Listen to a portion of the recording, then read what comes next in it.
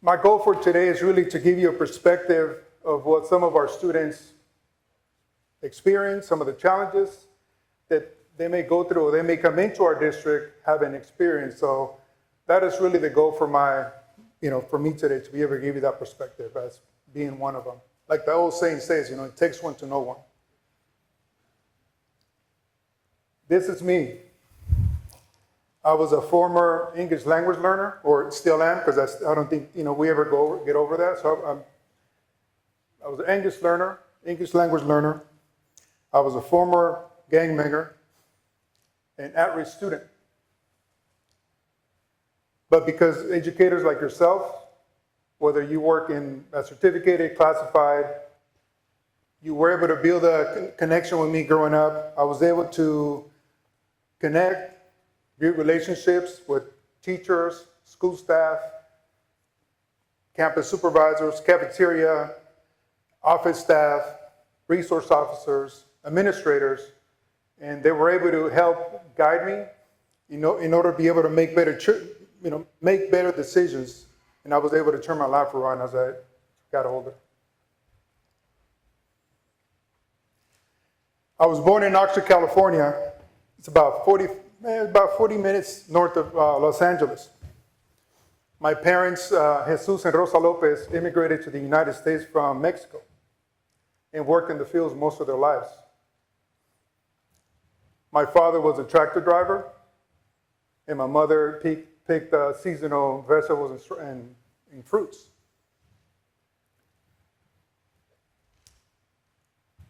This picture I wanted to include this picture on this slide here. Let me scoot over. I keep thinking that I'm getting on your way, so I'm going to scoot over to this side. So the picture of me and my dad on my right, it's me about 7 or 8 months old. And my mom used to always tell me that, my dad, regardless of how tired he was, when he would come home from work, he always made time to spend time with me. She said I would used to cry around 5 o'clock because that's when I knew somehow I was wired that that's around the time that my dad would come home. So he would walk in the door, hug me, hold me, and I was better. On the right side is a picture of me, 3 years old or so.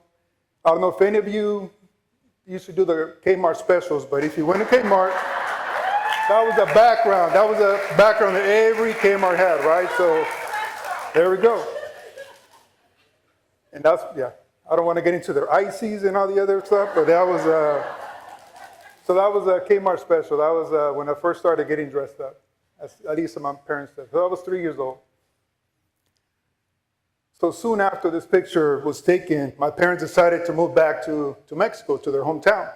Their hometown is a small, 10,000 people, at least at that time, called Jamay, Jalisco. It's about 45 minutes south of Guadalajara, right next to the Lago or Lake Chapala. Some of you might know it, but yeah, so it was a small fishing farming town. Small town, had about 10,000 people, like I said, 6 elementaries to service all students.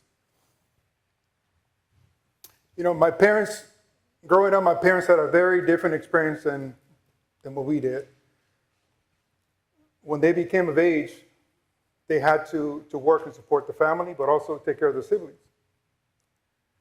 My mother, when she was in the 4th grade, she was the middle child of 10, so she had to stop working, stop going to school, I should say, because even though we kind of consider that as work, to be able to help my grandmother and raise her other siblings.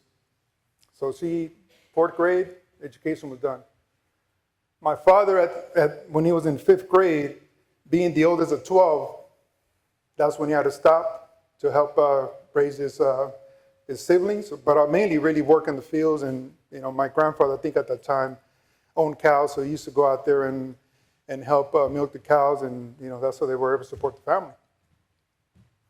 But regardless, they always taught us about the importance of family, relationships, courage, and education, even though they really didn't have an education themselves because they had to help the family. You have to help the family.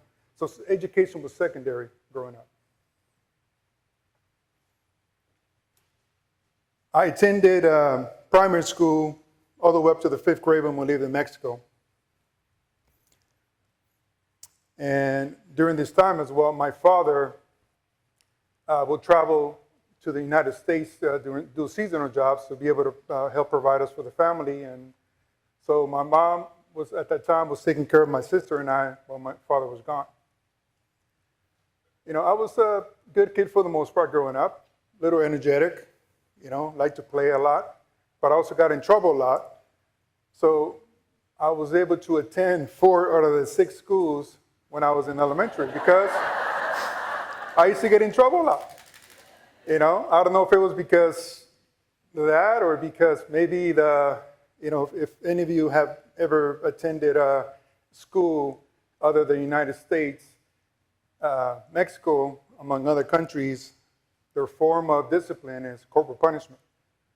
So if I went to class late, didn't complete my test or did assignments on time, they would bring you up to the front of the classroom, stick your hand out, and they'll hit you with the ruler or paddle or whatever they could find. And that was the way, but that was okay. It wasn't okay for me. Maybe that's the other reason why I had you know, I didn't want to school after a while. So, you know, so definitely it was different. Midway in my when I was in the 5th grade, my parents had saved enough money, so we relocated back to the United States, back to Oxnard. And, you know, that transition was very challenging for me because even though I was born in the States, went back, and I was coming back home, technically, but it was challenging because it was a difference in culture. It was a difference of everything that I had learned growing up, but also I couldn't communicate. I started school, kids used to pick on me because I couldn't communicate. I got bullied, I got picked on because I was dressed different. I didn't have any, you know, some of the nice clothes. It was difficult. I mean, I really felt like I was invisible.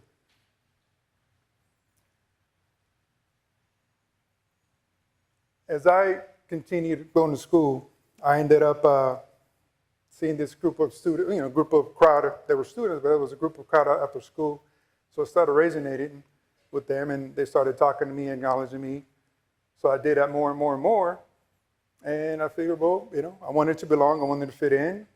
So what is it that I do? I ended up in a street gang. I think that was picture on the left, my left. It's me, 7th grade. You know, I was a big kid. So ultimately, you know, if you're, you know, when you grow up in the streets, they always go for the big guys because they know if and when something was to happen, you know, somehow they think that my size is going to be able to help the situation. So I joined the street gang. You know, I was, to me, okay, you know, I fit in. I have a group of students or a group of folks that I feel like I belong to, but most of the things that happened to me were not positive. You know, I belong, but I was involved in fights, I was jumped, I was stabbed, and I was shot. You know, I think getting shot was the best thing that could have happened to me because that is when I realized maybe I need to reconsider because this is not really working out for me, right? You know, so, and also after the same day that I got shot, so I'm walking home, 5 o'clock or so, 2 blocks away from my house, I'm walking up the street, I see a car coming, I recognize that they're, you know, obviously folks that we don't get along with. So they start yelling and doing whatever. So I, like a genius, I start yelling even though I'm by myself, cussing them out and throwing whatever where I'm from. Then I see something shiny, they pull out the window of the car. So I hear a couple pops. So then I turn around and I'm trying to hide behind the car. When I heard the pops as I was trying to duck behind the car, I felt like somebody punched me inside of my hip. And, you know, it was awkward because the adrenaline's kicking in, you're not really understanding what's going on, you're just, then they hit the gas and then they drove off. So then I'm like, well, I better go home because something's wrong. I feel like wet, like my side is wet, but also felt like something was burning.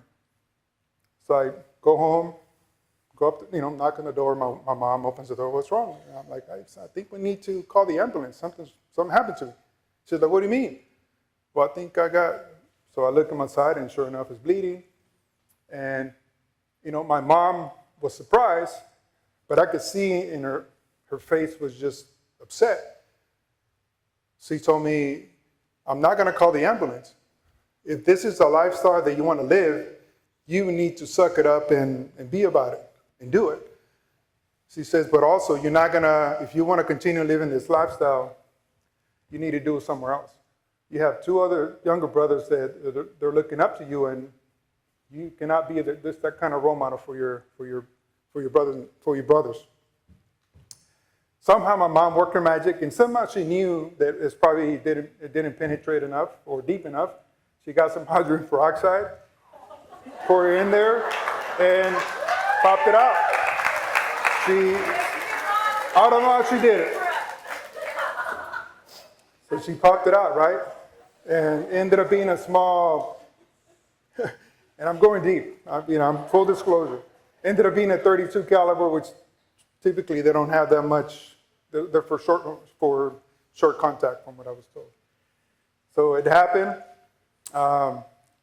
Made a bad choice after that. I ended up finding out who ended up, shooting me. So I ended up doing some time in juvenile hall because in the streets you have to get them back, right? Get out juvenile hall. Did a little bit of time in there. Started my summer, 8th grade.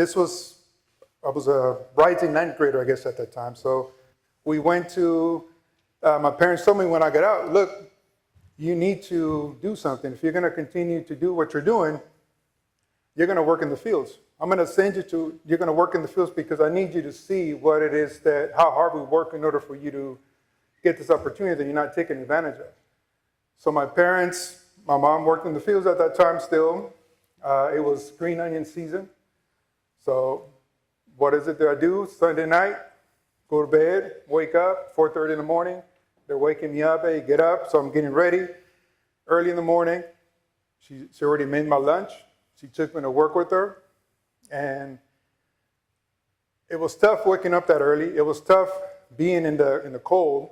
Again, we're next to the beach. It gets pretty cold. It was very similar to here during the in certain days. But when I got home, I started reflecting, and I felt ashamed of myself.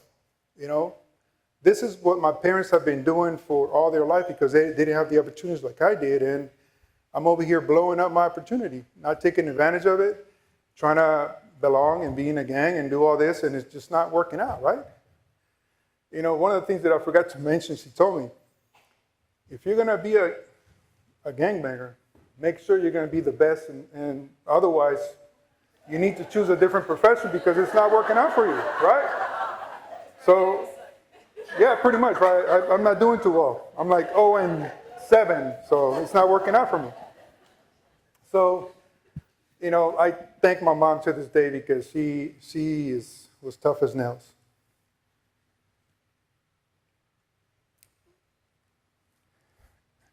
I've been blessed with 3 beautiful children, wonderful children.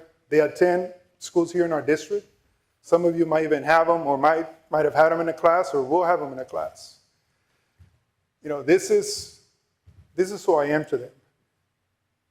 Oh, my dad played football. My dad did this and that. They don't know about this guy. In time, they will. And, when the time comes, I'll be able to share a little bit more with my kids. But this is who they know. This is who they, I was going to say who they think I am, but I am. I'm so many people. I've transitioned and I've shape-shifted to so many different things even now. This is my senior year in college. And I remember this day I was crying before because one of the ceremonies that we had, all the seniors had to run to the field and meet your parents. My 2 younger brothers ran with me. And these are the 2 that I was setting the bad example for. And they, my goal was to be that person that I needed when I was their age. I always say that. But my father there on the right, this couldn't have happened. This almost didn't happen. This picture almost didn't take place because when I moved to Sacramento, I went to Sacramento State. 2 weeks in, I called my dad. I'm like, Dad, in Spanish, I want to go home. I'm like, why? What happened? What'd you do? I'm like, nothing. I didn't do anything. He says, but you see, I've never been away from home. I've always had my family with me. And I told him, look, I don't want to be here anymore. I miss you guys. I want to be home. I also had a, girlfriend from high school, and that was a whole different story. But it was tough, right? So this is my dad. We talk about teachable moments, right, with our students. This is my dad teaching me, taking me to school, and teaching me about courage and perseverance. He told me his story. He's like, look, Guillermo, I'm the oldest of 12, right? I'm like, yes. When I was 18 years old, I came to the United States through the Bacero program, and I had to do that in order to help your grandparents, and you help your uncles and your aunties. Oldest out of 12. He told me I came to the United States, age of 18, couldn't speak English, obviously, but he still did it. And because of him, we made it. Because of him, his family made it. And to me, that was such a foundational time for me to really understand that regardless of what experience, what hardships, and what, something that is scary for us to want to do, somebody paved the way for us to be what we are, right? And that, for me, that was my father. So ever since then, I've never looked back. I have this saying called, I always chase the lion. I'm chasing the lion. If something it seems impossible, or it's tough, or people want to talk you out of doing certain things, I just remember the conversation that my dad had with me. I always chase the lion. Very similar to the buffalo. We just push through it and get it done.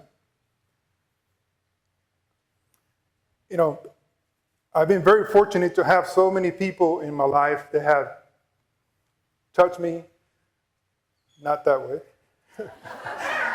that, we connected, built relationships, cared, and, some of them are, unfortunately, are no longer with us. In the middle, upper middle, is the police officer that took the time to get to know me when I was a freshman in high school. And this is a person that I'm not supposed to talk to. When you live in their life, you don't talk to the popos, right? You don't talk to them. They're the enemy. But he always found a way to talk to me. He would, walk behind me to class. I don't know if it was because he was concerned or he was protecting me, but he, after a while, I'm like, why do you follow me? He said, no, because you need to do better. You don't know how much, you have the ability, you have the size. Once you get involved in sports, you get involved in something, but stop getting involved with the people that you're getting involved in. Unfortunately, he passed away. He was killed in action the year after I started turning my life around. And, it's because of him that started the conversation with me. Bottom left is my teacher, geography teacher, PE teacher, football coach, Dr. Larry Miller. He told me, G-Man, you have a story to tell. Him and I, we had a lot of very similar experiences growing up. But he taught me about you cannot be the victim. You cannot have the victim mentality because, there's so many, it's crowded at the bottom, but it's lonely at the top sometimes. So you have to push through it. He taught me about you got to use all those negative experiences and use them as a positive foundation for you to move forward. Upper left is my coach, my mentor, good friend. Unfortunately, he also passed away last year. My coach when I played community college. Before I transitioned and moved to Moore Park, I had to go in his office and tell him, Coach Bittner, I just want to take the time and thank you because I don't know if I'm going to see you again because I'm moving. I'm moving next week. And he used to say Guillermo. He couldn't say Guillermo. He said, Guillermo. Guillermo, it's been a pleasure to have you. I just wish I had more student athletes that would come in as eager and wanting to get it done like you. He said, people like you that come from nothing appreciate everything. And you came here, took care of business. 3 semesters after I was able to earn my A degree and move on, he just said, I just wish we had more people like you because you're coachable. You listen and you're coachable. So I always remember that. You know, last and not least, obviously my family. You know, I mentioned that I've been blessed with 3 wonderful children, but also, you know, the bottom middle pictures is of me and my parents. Fortunately, they're still alive. They were able to share the moment. And they're actually in the Zoom meeting when I defended my dissertation. And after I earned my terminal degree, they were there also during my hooding ceremony. And, you know, to me, it was very special because they didn't have the opportunity that I did. And when I was hooded, I felt like they were hooded as well because my success is their success. And I wanted them to know that. So I dedicated my dissertation to them. Thank you.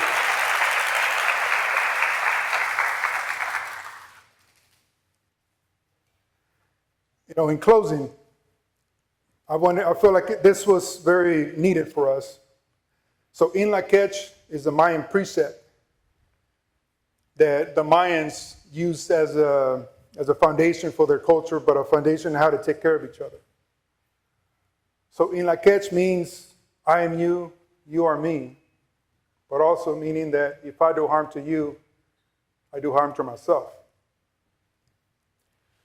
So with the power of one being our charges here, let's take care of each other. When our students come to school this week and throughout the year, let's be there for them. Let's be that person that you needed when you were a student and make those connections, because I think you can all relate.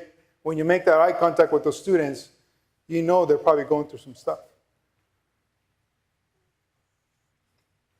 And when you do, you know, you might be able to build a connection, or you will be able to build a connection because their potential is endless. But also, you never know, right? You never know what they're going to be able to do as they get older. You know, they could be the next, or I was going to say the next assistant superintendent of education, which I am, but you never know. Their ability is endless. So please take the time, build the relationships with students, but also with ourselves, and just know that, you know, what you do goes a long way, but always try to remember to pay it forward. So thank you very much, and let's have a great year.